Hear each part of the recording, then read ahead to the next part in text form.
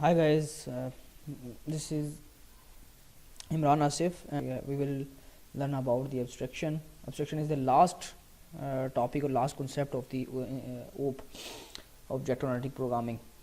तो abstraction अगर आपने तमाम मेरी प्रीवियस वीडियो भी देखी हैं जिसके अंदर इनकैप्सुलेशन है, इनहेरिटेंस है, पॉलीमॉर्फिज्म और तमाम वीडियोस देख के आप एब्स्ट्रैक्शन की तरफ आ रहे हैं तो एब्स्ट्रैक्शन आपको बहुत इजी टॉपिक लगेगा.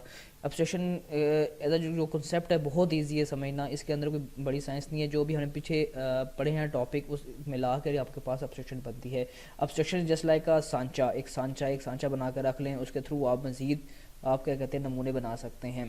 तो लास्ट एग्जांपल हमने अंदर देखा था हमने कि एक पर्सन क्लास थी और स्टूडेंट क्लास थी. और पर्सन क्लास को हमने पेरेंट क्लास बना दिया था. क्यों बना दिया था? क्योंकि मज़ीद दूसरी क्लासेस भी थी, वो उसके अंदर जो कॉमन एट्रीब्यूट्स थे वो हमने सारे के सारे पर्सन क्लास के अंदर डाल दिए थे. तो इसका मतलब ये है कि पर्सन क्लास एक सांचा बन गया, एक एब्स्ट्रैक्ट बन गया हमारे पास. उस एब्स्ट्रैक्ट क्लास को हम किसी भी दूसरी क्लास के साथ इनहेरिट कर सकते हैं. उसकी जो इन्फॉर्मेशन है, उसके एट्रीब्यूट्स हैं, हम दूसरी क्लास के अंदर यूज़ कर सकते हैं इनहेरिट करवा के. अब एब्स्ट्रैक्शन के अंदर क्या मेनली चीज़ होती है, कुछ पॉइंट्स हैं वो अब मैं आपको बता देता हूँ. वो ये कि एब्स्ट्रैक्ट क्लास का ऑब्जेक्ट नहीं बनता. ठीक है, we can not create the object of abstract class. We can only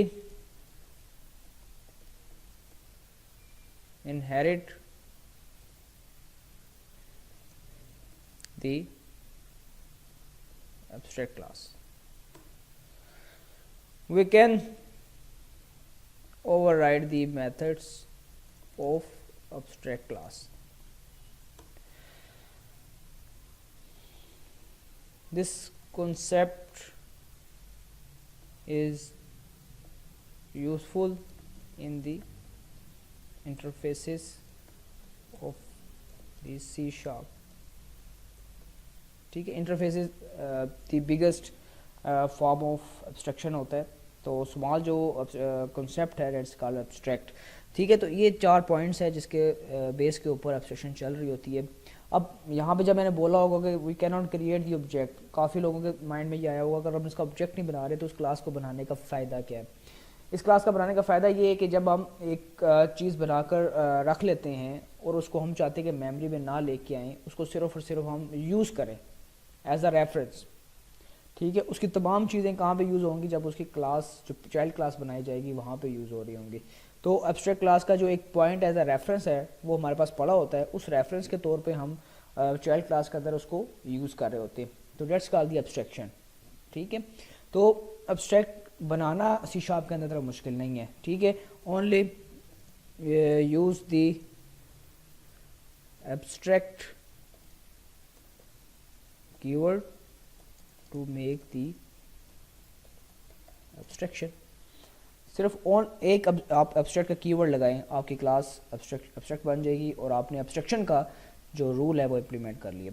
अब ज़रा बता इसका जो ऑब्जेक्ट क्रिएटिंग कर सकते हैं, इसको मेन में हम इसका ऑब्जेक्ट बना नहीं सकते. ये मेमोरी में जब ये उसका ऑब्जेक्ट नहीं बनेगा इसका मतलब ये मेमोरी में लोड नहीं होगा. ठीक है, तो इसको हम क्या करेंगे, इसको हम तब यूज़ करेंगे जब आपने इसको किसी क्लास को इनहेरिट कराकर हमने इसकी इन्फॉर्मेशन को यूज़ करना हो. ठीक है, इसके प्रैक्टिकल इम्प्लीमेंटेशन कर लेते हैं. जो लास्ट एग्जाम्पल हम लेके जा रहे थे, अगर आप लोगों ने लास्ट मेरी वीडियो देखी हो, उसके अंदर क्या था, एक पर्सन क्लास थी, उसके अंदर 3 एट्रीब्यूट्स थे और एक मेथड था डिस्प्ले के नाम से. ठीक है, और दूसरी क्लास थी हमारे पास स्टूडेंट की, और वो स्टूडेंट क्लास क्या कर रही थी, पर्सन क्लास को इनहेरिट कर रही थी. अब क्या कर देता हूँ मैं, क्लास जो पर्सन की क्लास है उसको मैं क्या कर देता हूँ, एब्स्ट्रैक्ट लिख देता हूँ उसके साथ, दिस वन.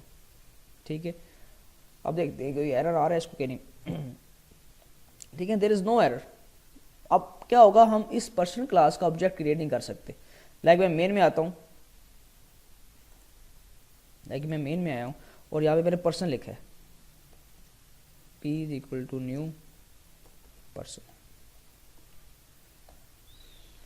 ठीक है, अब जब इसको बना लिया तो अब देखें इसका जो एरर आ रहा है, can not create a instance of the abstract class और इंटरफेस.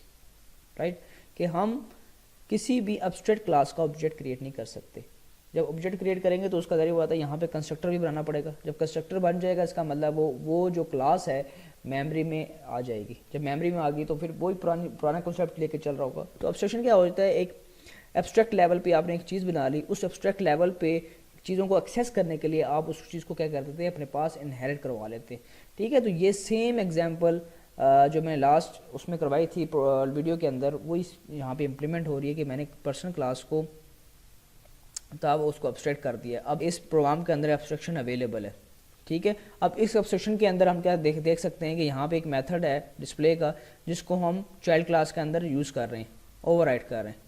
ठीक है, तो जो मेन ओवरराइडिंग का कॉन्सेप्ट पाया जाता है वो एब्स्ट्रैक्शन क्लासेस के अंदर पाया जाता है कि एब्स्ट्रैक्शन के अंदर हम मेथड्स को डिक्लेयर कर लेते हैं। जस्ट लाइक फॉर एग्जांपल मैं इस चीज़ को ऐसे कहूँ कि ये मैंने एक मेथड बना लिया था। ठीक है, अब ये मेथड यारी बात है मैं इंप्लीमेंट तो नहीं कर सकता, पर्सन का जो मेरे पास ऑब्जेक्ट बन नहीं सकता, डिस्प्ले को मैं यूज़ नहीं कर सकता। अब मैं क्या करूँगा, डिस्प्ले एम्प्टी कर सकता हूँ यहाँ पे मैं, राइट, और इसकी तमाम इन्फॉर्मेशन क्या कर सकता हूँ, इसकी तमाम इन्फॉर्मेशन मैं यहाँ पे यूज़ करके डिस्प्ले करा सकता हूँ। दिस वन पेस्ट और डिस्प्ले यहाँ पे ऐसे। ठीक है, अब ये डिस्प्ले का मेथड क्या है, इसमें मैं तमाम उसके एट्रीब्यूट्स को एक्सेस कर रहा हूँ जो मेरा पेरेंट क्लास थी, दैट्स कॉल्ड पर्सन, और उसके जो जितने एट्रीब्यूट्स हैं मैंने यहाँ पे शो करवा दी। अब जब मैं इसको डिस्प्ले कराऊंगा तो क्या होगा, ये डिस्प्ले का मेथड ये वाला चलेगा जो कि चाइल्ड क्लास के अंदर है, और आपके पास वही इन्फॉर्मेशन शो करेगा जो आपके पास लास्ट वीडियो में आ रही थी। ठीक है, तो इसका मकसद क्या हुआ, इसका मकसद ओनली क्या है कि एब्स्ट्रैक्ट क्लासेस को मेमोरी में ना लेके आना, एब्स्ट्रैक्ट क्लास को मेमोरी में आने से रोकना कि ताकि वो ज़्यादा से ज़्यादा जगह ना ले सके उस रैम के अंदर। तो इसमें क्या होता है, कोड ऑप्टिमाइजेशन हो जाती है आपके पास, मेमोरी मैनेजमेंट बड़ी अच्छी हो जाती है। यहाँ पे आप जो डेवलपर होता है वो इजीली अंडरस्टैंड कर सकता है, अच्छा यार एक हम ऐसी क्लास बनाएं जिसके अंदर तमाम उस हमारे प्रोजेक्ट के मेथड्स पड़े होंगे, देन उस मेथड्स को या उस एट्रीब्यूट्स को हम अपने चाइल्ड क्लास के अंदर इम्प्लीमेंट करेंगे। ठीक है, यहाँ पे हमने सिर्फ देखें डिफाइन, सिर्फ और सिर्फ हमने बताया डिक्लेयर किया हुआ है यहाँ पे मेथड, और यहाँ पे हमने क्या किया, उसको डिफाइन किया, उसको इम्प्लीमेंट कर दिया सारा का सारा, राइट हो गया। तो ये एब्स्ट्रैक्शन का यहाँ पे रूल है। इसमें एब्स्ट्रैक्शन का कोई बहुत बड़ी चीज़ नहीं है कि एब्स्ट्रैक्शन आपसे कोई पूछ ले तो आप बिल्कुल कंफ्यूज हो जाएंगे एब्स्ट्रैक्शन क्या है क्या नहीं है। तो ये this is a simple concept. अगर आपको इनकैप्सुलेशन आती है, अगर आपको इनहेरिटेंस के कॉन्सेप्ट स्ट्रॉन्ग है, अगर आपको पॉलीमॉर्फिज्म आती है, तो एब्स्ट्रैक्शन सीखना, उसको समझना कोई इतना मुश्किल काम नहीं है। तो मेरे ख्याल में आपने आज एब्स्ट्रैक्शन के बारे में काफ़ी बेहतर सीख लिया होगा। मैंने एग्जांपल वही रखी है सिर्फ और सिर्फ समझाने के लिए, ताकि आप लोगों के जो कॉन्सेप्ट्स हैं वो मोर क्लियर हो जाए, क्योंकि एब्स्ट्रैक्ट जो है वो बनता ही इनहेरिटेंस प्लस पॉलीमॉर्फिज्म के साथ है। ठीक है, चलिए जी, नेक्स्ट वीडियो में इंशाल्लाह हम मज़ीद कॉन्सेप्ट्स पढ़ेंगे सी शार्प के अंदर। अब हम सी शार्प के जो चीज़ें हैं वो हम एक्सप्लोर करते हैं, उसके सिंटैक्स देखते हैं। ठीक है जी, हम इसके अंदर आइट्रेशंस, लूप्स कैसे काम करती हैं, इफ़ स्टेटमेंट जो कंडीशनल स्टेटमेंट्स होती हैं कैसे काम करती हैं, एंड सो ऑन। और हम कोई सारी बात है हर वीडियो के अंदर कोई ना कोई एग्जांपल लेके चलेंगे। तो सी यू इन नेक्स्ट वीडियो।